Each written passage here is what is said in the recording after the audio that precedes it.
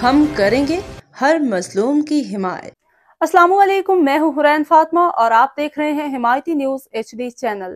नजर डालते हैं आज की अहम खबरों पर। मुल्क के मुख्तलिफ इलाकों में गरज चमक के साथ बारिश की पेशगोई। दरियाओं के बालाई इलाकों में बारिशों के बायस बहाव में इजाफे का खदशा। मुल्क के मुख्तलिफ इलाकों में गरज चमक के साथ बारिश की पेशगोई कर दी गई। तर्जुमान NDMA के मुताबिक अगले 2 रोज के दौरान रावलपिंडी इस्लामाबाद में गरज चमक के साथ बारिश का इम्कान है।